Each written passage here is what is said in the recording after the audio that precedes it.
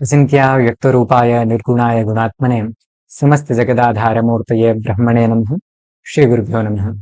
स्वागत है आप सभी का भाग्य विमर्श के इस YouTube चैनल पर। आज की इस वीडियो के माध्यम से हम जानेंगे कि शनिदेव का यह जो राशि परिवर्तन है, इससे तुला राशि वाले जातकों के लिए क्या शुभाशुभ परिणाम उनके जीवन में देखने के लिए प्राप्त होंगे। यहाँ पर यह जो शनिदेव का गोचर अवधि है, इस गोचर अवधि में तुला राशि वाले जातकों को किन कार्य विशेषों में प्रवृत्त होना चाहिए तथा किन विषय विशेषों में आपको सावधानी पूर्वक आगे बढ़ना चाहिए, किन उपायों के माध्यम से यहाँ पर आप शनिदेव के इस गोचर अवधि को और भी ज्यादा शुभद बना सकते हैं, आदि सभी विषयों पर यहाँ पर हम विस्तार से चर्चा करेंगे। एक विनम्र अनुरोध वीडियो के प्रारंभ में ही आपसे यह रहेगा कि चूंकि एक ही राशि के समग्र संसार में करोड़ों अरबों लोग प्राप्त होते हैं, अतः सभी के ऊपर यह राशिफल जो है समान रूप से कदापि घटित नहीं होता है। इसलिए आपको कुछ विषय विशेष है जिनका ध्यान रखना जरूरी है, जिसमें कि सर्वप्रथम यदि शनिदेव की महादशा अथवा अंतर्दशा आपके जीवन में चल रही है, यह पुनः अष्टक वर्ग में शनिदेव को कितने बिंदुओं की प्राप्ति हो रही आपकी व्यक्तिगत जन्म कुंडली में, तथा आपके गोचर में यहाँ पर जो शनिदेव का फल बतलाया जा रहा है, उन सभी स्थितियों को ध्यान में रखते हुए यदि आप इस फलादेश को सुनेंगे तो निश्चित तौर पर यहाँ पर आप इस जानकारी को और भी ज्यादा बेहतर ढंग से आत्मसात कर पाएंगे। आरंभ करते हैं तो सर्वप्रथम यही जानते हैं कि यह जो शनिदेव का गोचर है वह कब और किस राशि में होने जा रहा है।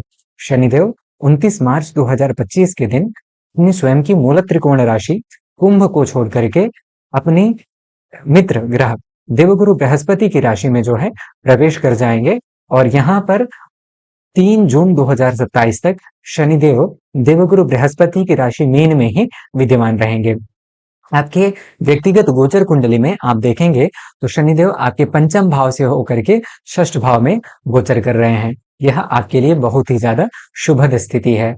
यह इसलिए क्योंकि सामान्यतया शनिदेव आचार्य मंत्रेश्वर जो कि फलदीपिकाकार हैं, उन्होंने अपने गोचर फलाध्याय में कहा है कि वक्रार्कजौ षट्रिगौ, अर्थात वक्र मतलब मंगल और अर्कज मतलब शनि, यह सिर्फ 3 स्थानों में ही शुभ फलों को देते हैं, तीसरे, छठवें और 11वें।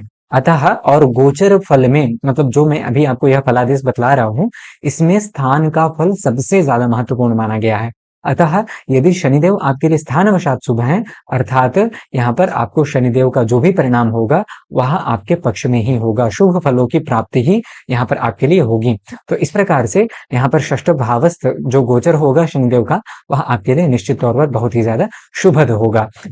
दूसरी बात यह है कि शनिदेव यहाँ पर देवगुरु बृहस्पति की राशि में गोचर कर रहे हैं, और देवगुरु बृहस्पति की राशि में भी जो अर्थात शनिदेव का यह जो राशि फल है वह भी अत्यंत शुभद माना गया है।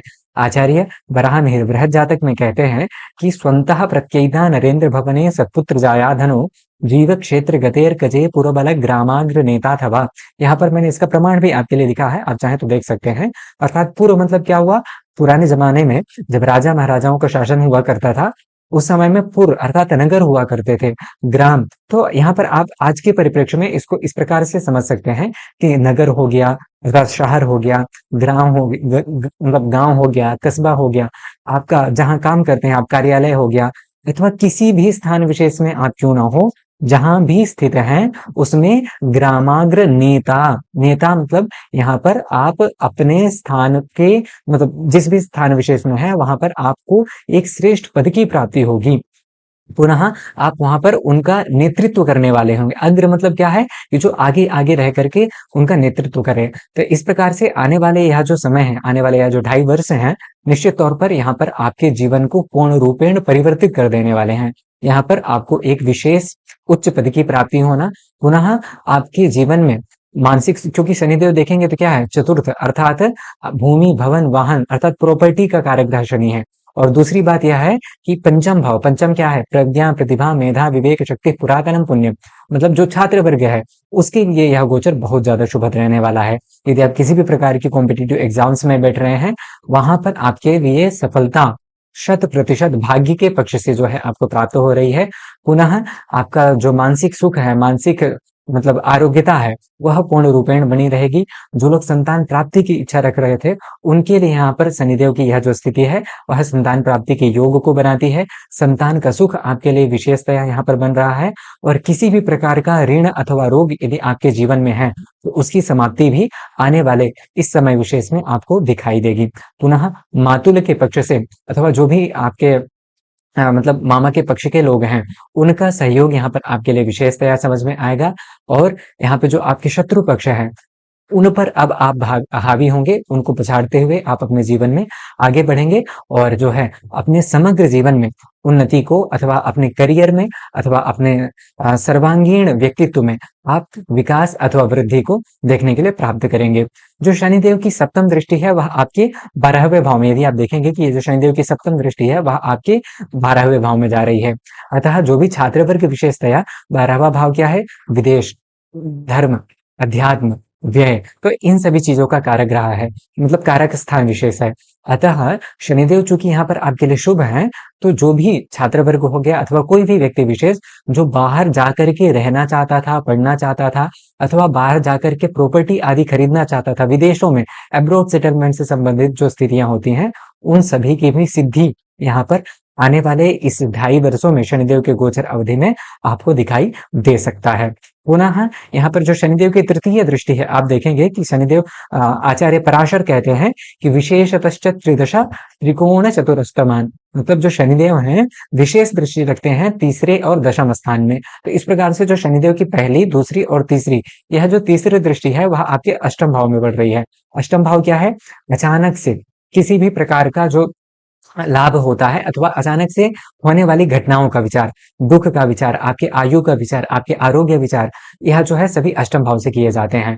तो इस प्रकार से आपको किसी भी पक्ष से कहीं न कहीं से आपको अचानक से लाभ, अचानक से धन प्राप्ति की होना अथवा गुप्त संपत्ति, गुप्त धन का प्राप्ति होना, यह जो है दिखाई देता है। विशेषतः जो लोग शेयर मार्केट वगैरह में कार्य करते हैं अथवा उससे जुड़े हुए जो लोग हैं, तुला राशि वाले जातक, उनके लिए यहाँ पर बहुत ज्यादा शुभ स्थिति बनी हुई है। पुनः जो शनिदेव की दशम दृष्टि है, आप देखेंगे यहाँ पर आपके तृतीय भाव में, तो जो भी आपके बंधु बांधव हैं, जो भी आपके परिवारजन हैं, उनके साथ आपका जो मतलब सहयोग है अथवा उनके साथ आप समय बिताएंगे, और छोटी मोटी यात्राएं भी यहाँ पर आपके लिए बहुत ज्यादा सफलतापूर्ण रहेंगी, आपको आपके सुख को बढ़ाने वाली रहेंगी। इस प्रकार से शनिदेव जहां भी स्थानवशात देख लीजिए, दृष्टिवशात देख लीजिए, आपके लिए शुभ परिणामों को ही दे रहे हैं। हाँ, एक ही पक्ष के दो पहलू अवश्य होते हैं, अतः शनिदेव के यदि इतने शुभ परिणाम प्राप्त हो रहे हैं, तो कुछ अशुभ परिणाम भी आपको प्राप्त हो सकते हैं। यदि आपकी व्यक्तिगत जन्म कुंडली में शनिदेव की स्थिति अच्छी नहीं है, नीच आदि अवस्थाओं में है, शनिदेव की महादशा अथवा अंतर्दशा आपके जीवन में चल रही है, और अष्टक वर्ग में भी शनिदेव को अच्छे 3 या उससे कम 4 अथवा उससे कम बिंदुओं की यदि प्राप्ति हो रही है, तो निश्चित तौर पर यहाँ पर आपके जीवन में दौड़ भाग का ज्यादा होना, कर्ज का होना, पुनः शारीरिक रूप से जो है उतना ज्यादा उत्साहित स्वयं को महसूस न कर पाना, जड़ता अथवा आलस्यता का आना, पुनः निद्रा, विशेषतया नींद ना आना, अधिक चिंतन आदि की प्रवृत्तियां भी यहाँ पर आपको अपने जीवन में दिखाई दे सकती हैं। मानसिक चिंतन, व्यर्थ का चिंतन, और घर परिवार को लेकर के, प्रॉपर्टी को लेकर के कहीं न कहीं कुछ विवाद आना, अथवा किसी न किसी प्रकार से समस्या का आ जाना आदि से संबंधित स्थितियां, यह शनि आपको उपरोक्त स्थितियों में दिला सकता है। तो यदि किसी भी प्रकार से आपको यहाँ पर कुछ ऐसी स्थितियां समझ में आती है, तो यहाँ पर शनिदेव का एक अचूक और सबसे प्रभावी शास्त्रोक्त उपाय यहाँ पर आपके लिए लिखा हुआ है। आप यहाँ पर देख सकते हैं, इसको हाईलाइट भी किया गया है कि मंगलवार एवं शनिवार के दिन हनुमान मंदिर जाइए, वहां पर सुंदरकांड और हनुमान चालीसा का पाठ कीजिए, भगवान हनुमान को सरसों अथवा घी का दीपक जो है लगाएं, और तदनंतर शनिवार के दिन यहाँ पर कुछ दान की वस्तुएं भी यहाँ पर लिखी हुई हैं, जिसमें कि लौह हो गया, कृष्ण वर्णीय वस्त्र विशेष हो गया, तदनंतर महिषी हो गई, तेल हो गया, तिल हो गया, और काली दाल हो गई। यह सभी जो विषय वस्तुएं हैं, आप इनके दान से, क्योंकि कलौ दान प्रधानता, कलयुग में दान की अत्यधिक प्रधानता कही गई है, तो इनका दान करने से भी आप शनिदेव की अशोभनता से जो है मुक्ति पा सकते हैं। पुनः यहाँ पर ओम प्राम प्रेम प्रोम शाह शनये नमः, इस प्रकार से शनिदेव का बीज मंत्र भी है। आप चाहें तो शनिवार के दिन अथवा प्रतिदिन शनिदेव की कृपा प्राप्ति के लिए इसका जप भी कर सकते हैं। तो आशा है कि यह जानकारी आपको बेहतर लगी होगी। यदि किसी भी प्रकार से आपके कुछ व्यक्तिगत सुझाव हैं अथवा कुछ व्यक्तिगत जानकारी चाहते हैं, तो कमेंट के माध्यम से अपनी बात रख सकते हैं। वीडियो को लाइक एवं चैनल को सब्सक्राइब भी अवश्य कर लें। आने वाला यह जो समय है आपके लिए शुभ हो। इन्हीं शुभकामनाओं के साथ नमस्ते, महादेव।